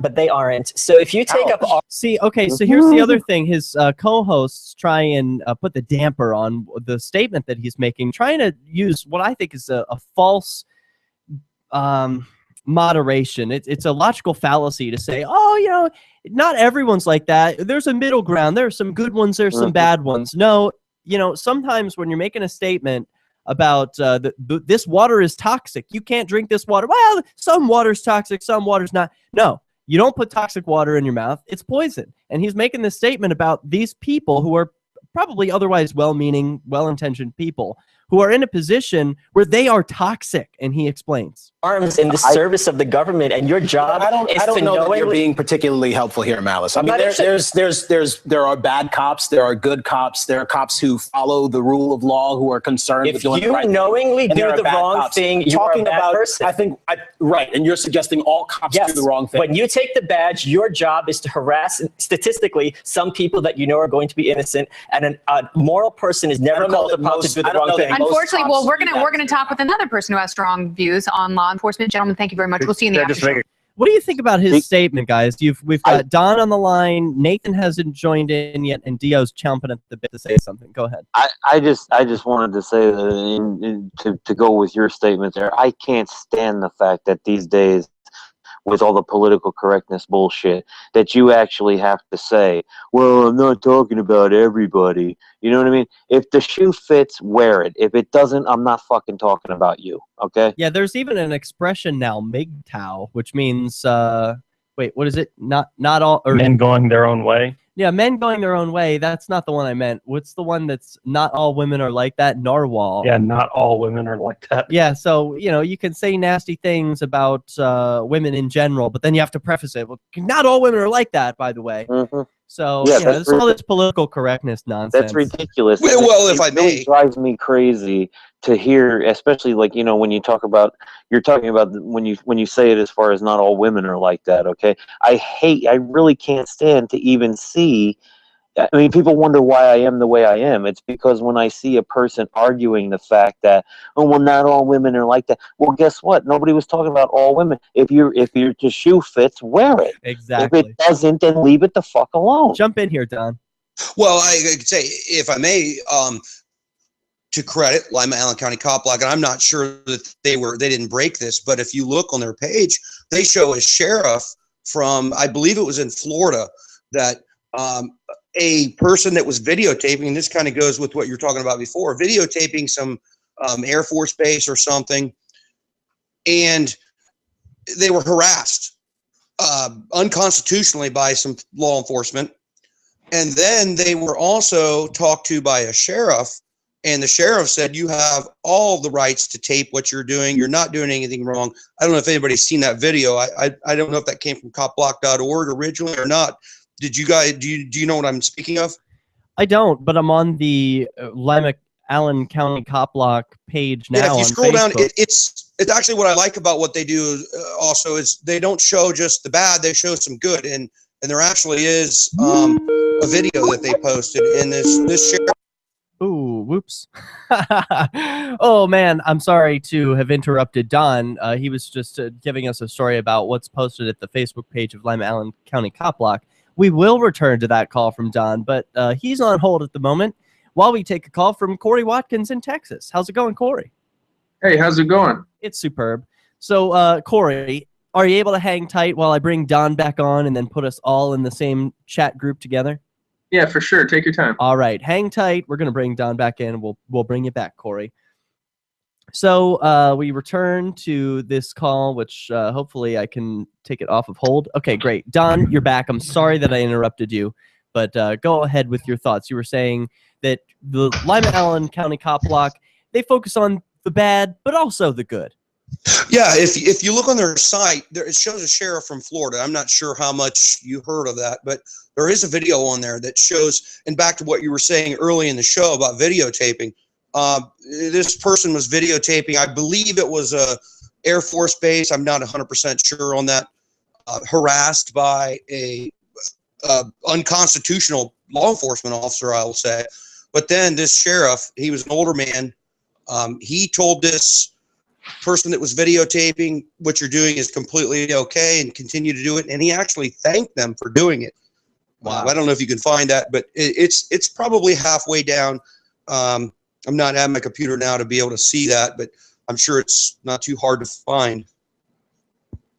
Okay, well, I can't find it at the moment. So, I scrolled down, I looked for it. That's a good story. I appreciate the recap.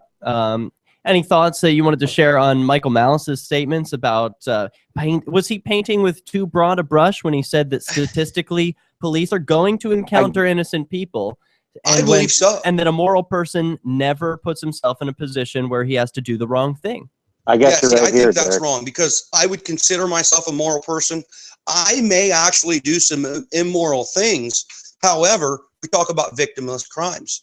And if I am not actually hurting somebody, then now we're going against my rights as not just a citizen in the United States, but just a human being.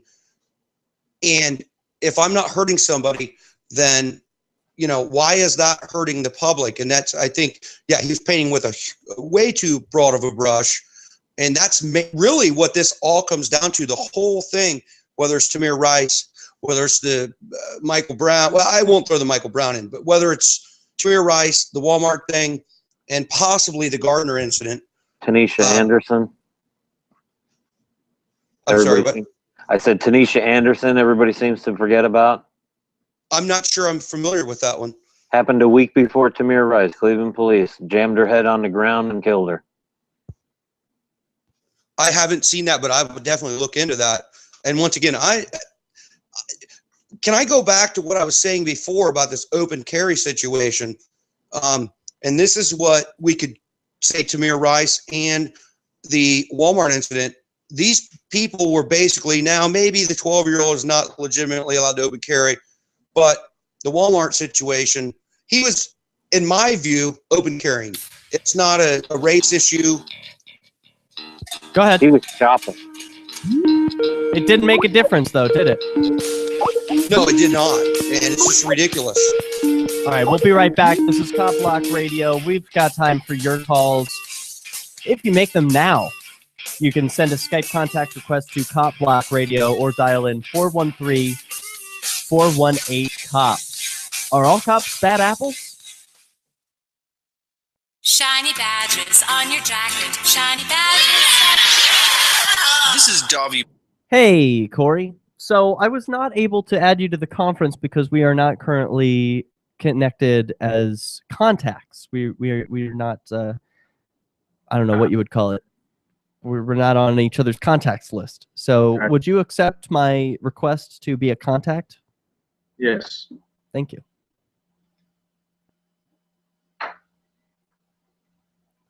I have just sent you an invitation. I'm still trying to figure Skype out. Up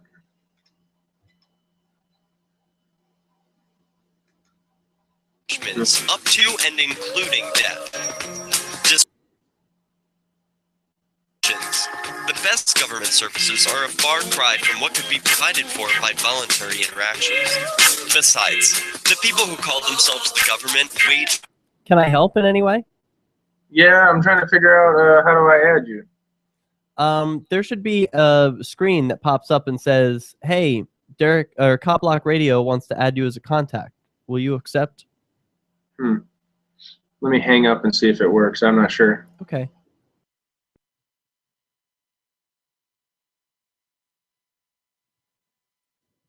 Hey guys, still trying to get Corey on.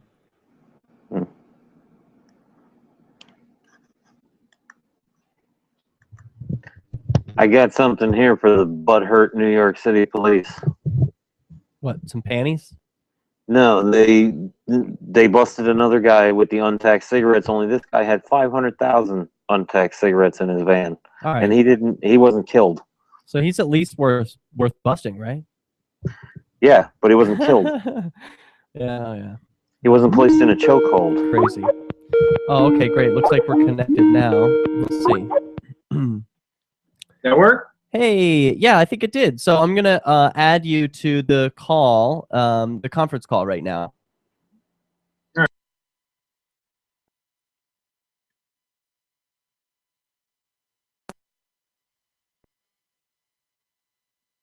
Hey guys. All right, so there I am. We've got Corey, Nathan, Don, and Dio all in this one chat. So hey everyone. Do we have everyone? Can everyone make a sound? I'm here. Corey's the only one I hear. I'm not hearing Nathan or Dio or anyone else. Let's see. Do I have them muted? I see people on hold. Oh, it appears they're on hold. Here's what I'll do. Since we're on a break, I will disconnect from everyone, and then I will add everyone back. Gotcha. Cool.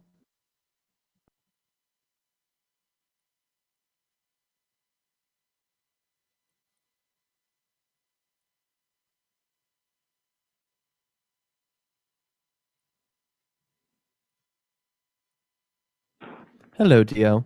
Hey. I am going to add everyone to this call now. Mm-hmm. Were you hearing Corey before? Before, yeah. Before. Yeah. But not just a moment ago?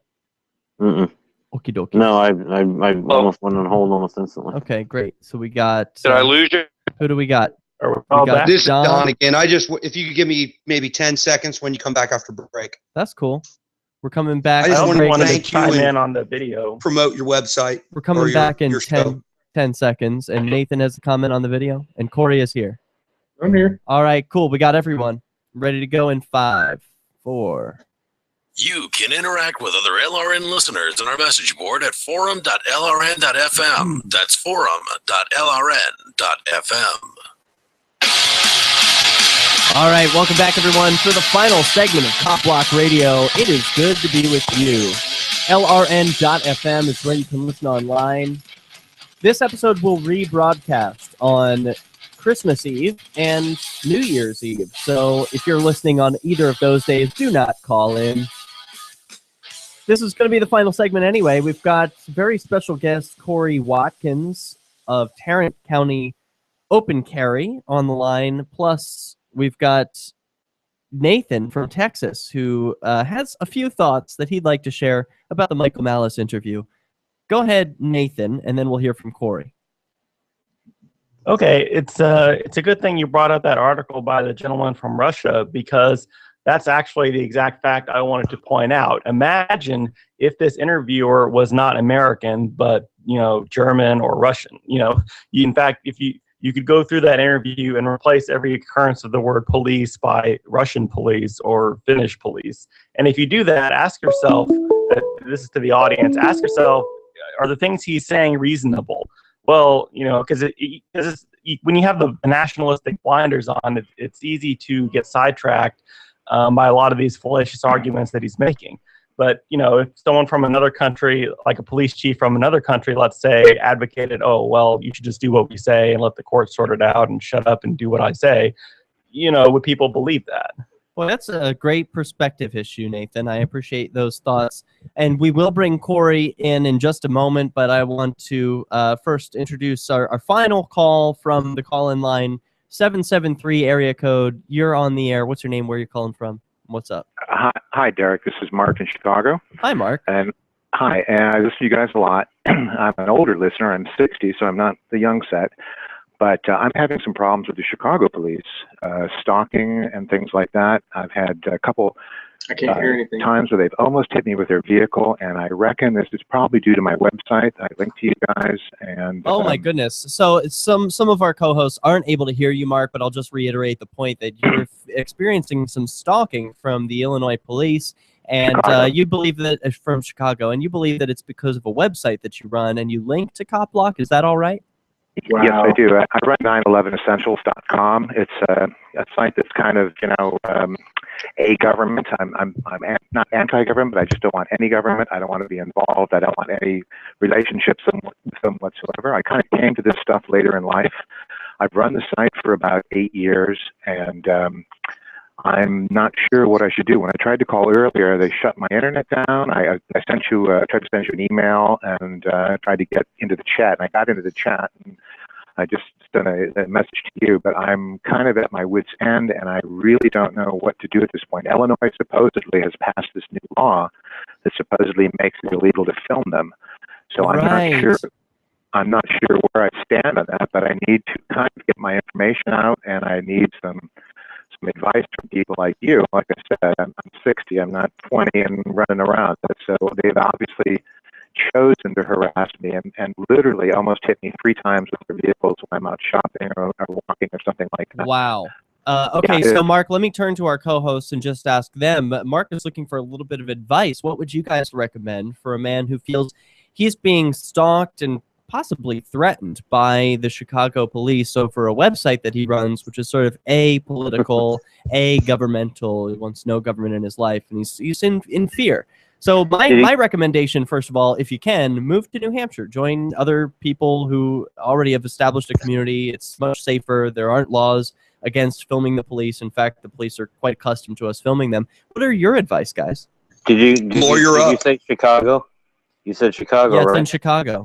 Move. I can't hear them. Yeah, he's saying the suggestions are to move and to lawyer up. Because that's how about the ACLU? Is that a good in Chicago? Yeah, he's asking about the ACLU. You know, I used to work for the ACLU, and I became disheartened because they don't protect. They couldn't protect as many people as they should if they had all of the money that they, it's just they have to choose certain high profile cases. And even though you deserve to be protected by the ACLU, in my opinion, they probably just don't have the resources to do it. And so I think your best bet is to check out freestateproject.org. Consider moving. That's where CopBlock was founded in New Hampshire by some movers. So, if you want to be safe, that's what I did. And I recommend that for others. What would what would you suggest? Because literally when I go out, it must be that I would say record everything. However they know, whenever I go out, it's been 2 or 3 cars lately, or 2 cars and a marked cars and an unmarked car, and that is really terrifying. Do you live stream? No, I don't. You have to get Bambuser on your phone or some live streaming app. If you're afraid that you're being stalked, if there are police chasing you, or if there are cars that are slightly hitting you, you need to have your cell phone ready to record at the drop of a hat. And please do that. Download the app I use is called Bambuser. It can connect to your Facebook page so that if you want to blast out a message to a bunch of people at once, like, hey, I'm in an emergency, I need some help, here's where I am, you could do that with just one push of a button. And it's very, very helpful. Any other thoughts or questions before we go on to our next caller? I'd surround myself with people in the community to make sure that they have my back as well, because ACL, those organizations are going to help you. And you're going to be coming back in the new year. But I'll tell you, thank you, Dio, for what you're doing. Thank you, Derek, for this forum. You're good. Like I said, as I've gotten older here, a lot of my friends don't even believe this stuff. We're getting a little crosstalk. We're getting a little crosstalk at the moment. Thank you. Don, please hold your thoughts. Mark, finish up. Yeah, a lot of my friends don't believe this stuff is going on, don't understand it, or maybe don't wish to understand it. And as I said, I'm really kind of running out of options as to what I should do to keep myself safe, other than going to the house. We're going to have to drop the call. We're losing connection with you. Sorry about that, Mark. But great suggestions all around. I heard Corey's shout out that surround yourself with a community of people to support you. Great advice. Don, you also had something to add. Don? Maybe not. Okay, cool. Lost them all. Okay, but Corey is still with us, right? Yeah, I'm here. All right, Corey, you were just saying to surround yourself with a community of peaceful people, but that isn't what you called in about, right? You had something else that you wanted to share with us. Oh my God.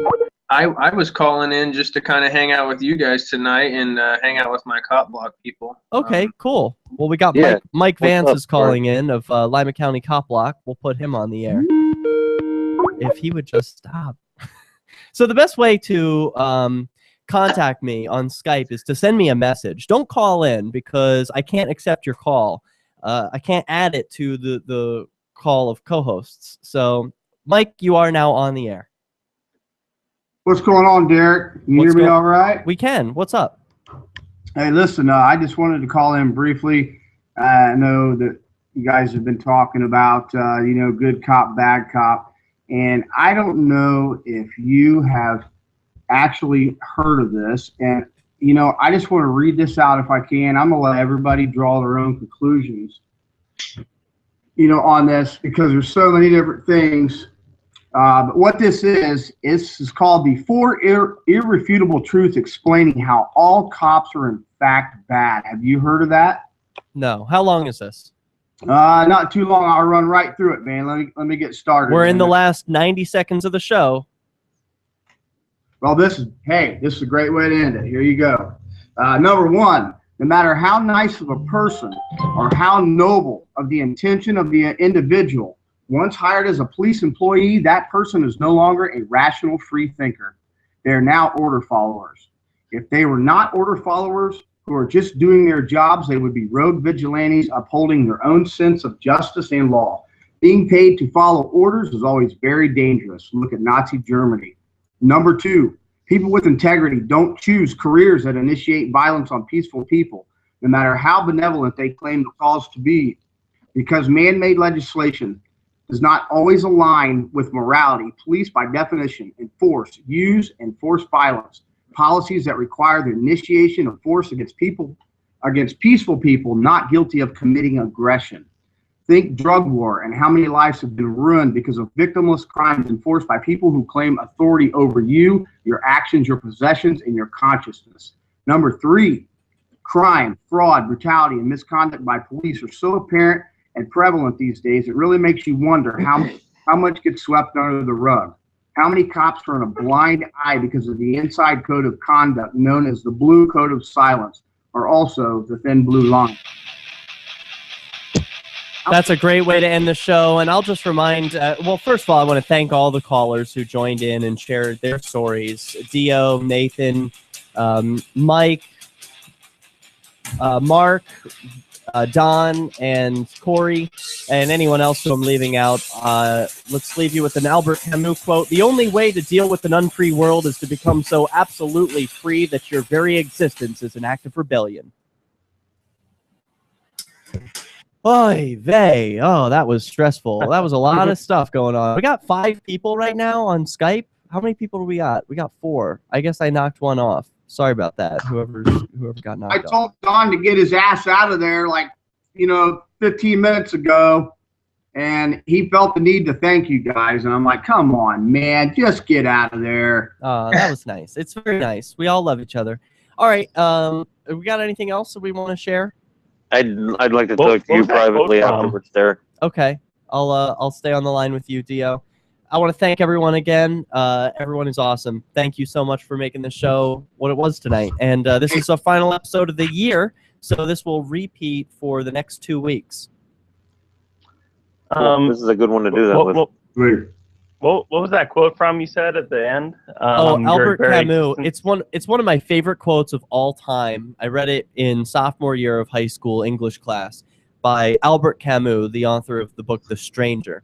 He wrote, "The only way to deal with an unfree world is to become so absolutely free that your very existence is an act of rebellion." Daily, baby, daily. That's right. Amen. All right, thanks, everyone. I'll chat with you, Dio, in just a minute. And I want to thank you for watching at home.